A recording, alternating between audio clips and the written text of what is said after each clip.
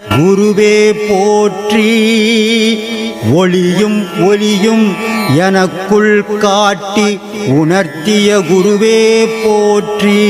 ரொம்ப சந்தோஷம். இவர் இந்த அம்மா இவர் விஓவாக இருக்கிறார், திருவள்ளூர் விஓவாக இருக்கார். இந்த அம்மா மனைவியாக இருக்கிறாங்க. இவங்க 2 பேர் தான் எனக்கு அடுத்தபடியாக ஆசிரமத்தை மெயின்டைன் பண்ண போகிற குருமார்கள். லேடிஸுக்கெல்லாம் அந்தம்மா உபதேசம் கொடுக்குறாங்க, ஜென்ஸுக்கெல்லாம் இவர் உபதேசம் கொடுக்குறாரு.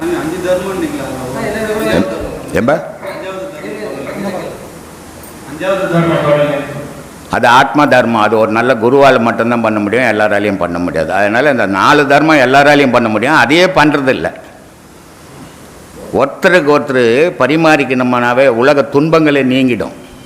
ஆனால் ஒருத்தரை கொள்ளடிச்சு வாழணும் போது துன்பங்கள் கூடிடுது. அந்த மனோபாவத்தை நம்ம வளர்த்துக்கணும். நம்மளால் முடிஞ்சது அடுத்தவனுக்கு உதவி செய்யணும், நம்மளால் முடிஞ்ச அடுத்தவனுக்கு நன்மை செய்யணும் அப்படின்னு நினச்சோம்னாவே பாதி துன்பங்கள் குறையும். தர்மத்தை பண்ணும்போது உன் மனசில் இருக்கிற வேதனையெல்லாம் வெளியே போயிடும். அதனால தான் அதை சொல்கிறது. சொல்லுப்பா, இப்படி வாப்பா, அப்படி வைக்கட்டும்.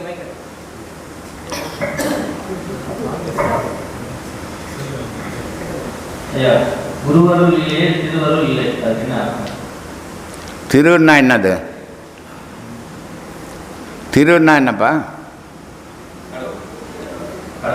கடவுளா? கடவுளுக்கு திருன்னா பேர் இருக்குது. பின்ன கடவுளுக்கு ஒரு கடவுளுக்கு ஒரு பேர் இருக்குது. இப்போ திருன்னா என்ன? திருன்னா 3ன்னு அர்த்தம். திருன்னா 3. அப்போது இந்த முப்பொருள் சேர்ந்தால் தான் கடவுள். முப்பொருள் பிரிஞ்சு இருக்கிற வரைக்கும் மனுஷன்.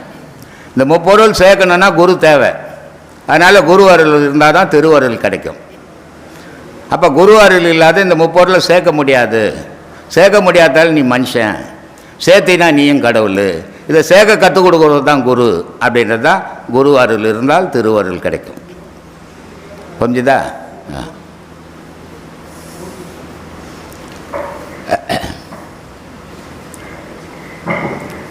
பாவத்தை பண்ணாலும் மறுபடியும் பிறக்கணும்னு சொல்லுங்க, புண்ணியத்தை பண்ணாலும் மறுபடியும் பிறக்கணும்னு சொல்லுங்க. பிறக்கக்கூடாதுனாக்கா அதுக்கு சமமாக ஒன்றும் இல்லை. ஒரு குழந்தைய எடை போட்டோம்னா, ஒரு 10 கிலோ குழந்தைய எடை போட்டோம்னா 100 கிலோ வெயிட் வச்சோட இன்னொரு தராசில் ஏற மாட்டேங்குது. அப்போது பாவம் அதிகமாக இருக்குது. அப்போ இது சமமாகணும். சமமாகணும்னா என்ன பண்ணணும்? இந்த தராசுலையும் அதிகமாக வைக்கணும். அப்போ தான் சமம் ஆகும். இந்த தராசில் என்ன வைக்கணும்? தர்மத்தை வைக்கணும். அந்த தராசில் பாவம் இருக்குது, இந்த தராசில் தர்மத்தை வைக்கும்போது சமமாகும். அப்போ உன் பிறப்பு தடுக்கப்படும், நிம்மதியான வாழ்க்கை கிடைக்கும். முதல்ல நீ பிறக்கிறது அப்புறம் முதல்ல வாழறது நிம்மதியாக வாழுங்க. பிறக்காது இருக்கு, பிறந்தாகி போச்சு, இனிமேல் வானான்னு சொல்ல முடியாது. பிறந்தது இல்லாத நம்மளோட மட்டும் நிற்கல, நம்ம வேறு கூட்டு சேர்த்துக்கணும், பொண்டாட்டி பிள்ளைங்க எல்லாம் சேர்த்துக்கணும். அதனால தான் சொன்னான், அகங்காரம் உள்ளடிக்க ஐம்புலனை சுட்டறுத்து தூங்காமல் தூங்கி சுகம் பெறுவது எக்காலம்னு. அப்போது இந்த ஐம்புலனை எப்படி சுட்டா இருக்க முடியும்? அடுத்துட்டா நீ உலக வாழ்க்கையில் ஈடுபட முடியாது. அது ஒரு சுகமான தூக்கம், அந்த தூக்கத்தை எடுக்க முடியாது. அதனால் சொல்கிறான், பெண்டாட்டி பெருமிலங்கு பிள்ளை ஒரு சுல்லானி இவையெல்லாம் நீக்கி நான் எக்காலம் சுகம் பெறுவேன். யார் வீட்டு பொண்ணும்? நான் ஒண்டியாக இருந்தேன், சுதந்திரமாக இருந்திருக்கலாம். ஆனால் இல்லை, ஊராமட்டு பொண்ணை போய் தேடி பிடிச்சி கட்டின்னு வந்துட்டேன். சரி, கட்டின்னு வந்துட்டேன், ஊரெல்லாம் துன்பப்படுறான். அப்பவும் நான் இருந்தில்ல, நானும் ஒரு கல்யாணம் பண்ணிக்கின்னு துன்பப்பட்டுங்கிறேன்.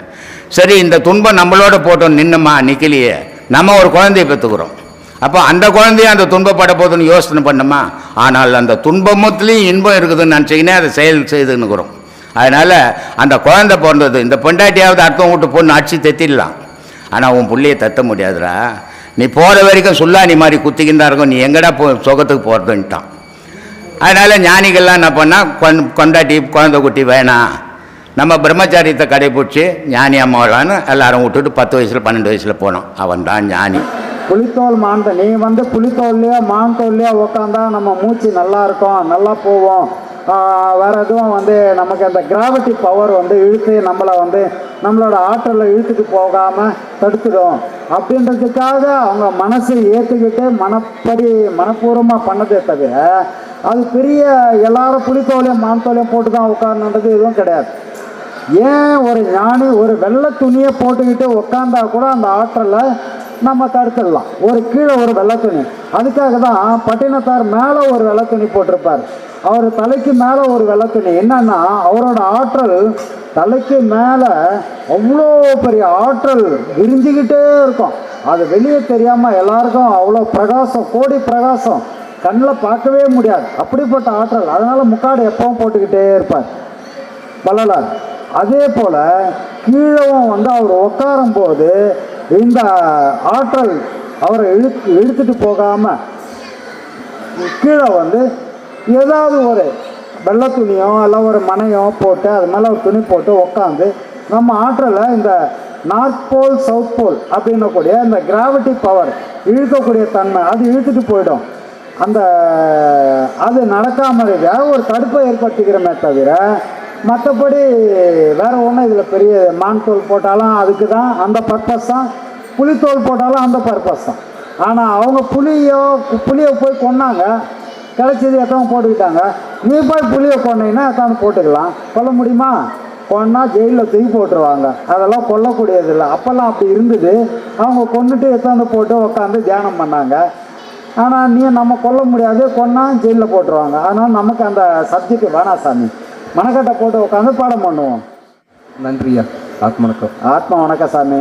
மிக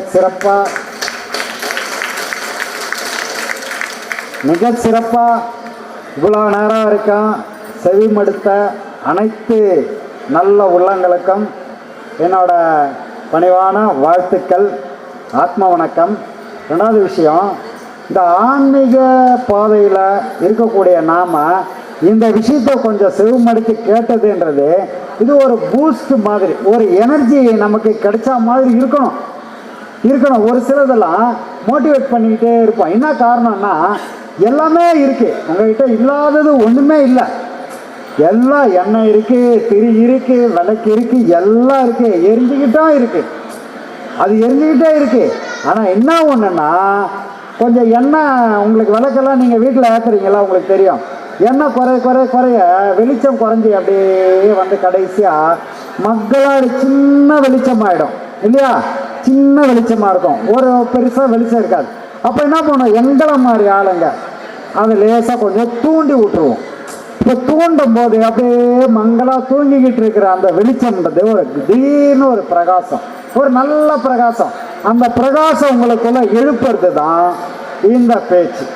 அப்போது இது நீங்கள் கவனிச்சிங்கன்னா, முழுமையாக கொஞ்சம் உள்வாங்கினீங்கன்னா, இந்த ஆன்மீக பாதையில் அதை கொஞ்சம் பிரகாசமாக நாங்கள் தூண்டி விட்டுருப்போம். அப்போ தூண்டினதுனால என்ன நடக்கும்னா உங்கள் மனம் முழுமையாக அதில் லயிச்சிடும். அப்போது மனம் ஒன்றி நிற்கும். மனம் ஒன்றி நிற்கும் போது பொறிப்புலன்கள் பெரிய அளவில் இயக்கப்படாமல் பொறிப்புலன்கள் அடங்கி நிற்கும். பொறிப்புலன்கள் அடங்கும் போது மனம் அடங்கும். மனம் அடங்கும் போது மாயை நீங்கும். மாயை நீங்கும் போது இறைவனோட ஒன்றி போகிறதுக்கான வாய்ப்புகள் நமக்கு ஏற்பட்டுரும். அதுக்காக தான் சாமி இந்த நிகழ்ச்சிகளை எல்லாம் வந்து ஐயா எப்போவுமே, ஏன்னா பாடம் கொடுத்துட்டு வந்து நேராக வீட்டுக்கு போங்கன்னா போய் மறந்துடுவாங்க, நம்ம கொடுத்த பாடமாக மறந்துடுவாங்க. உண்ட மயக்கம் தொண்டனை கொண்டன்னு பஸ்ஸில் போய் ஏறின உடனே தூக்கம் வந்துடும். அதனால சாப்பிட்ட உடனே உட்காந்து ஸ்பீச்சை கொஞ்சம் கேட்டுட்டு போங்கன்றதுக்காக ஐயா இதை ஏற்படுத்தி வச்சார். அந்த வகையில் இது போயிட்டுருக்கு சாமி.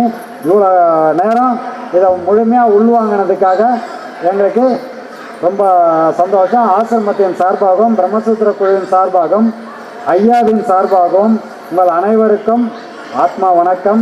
அன்பே சிவம் மனமே குரு என்றுணர்த்திய குருவே போற்றி.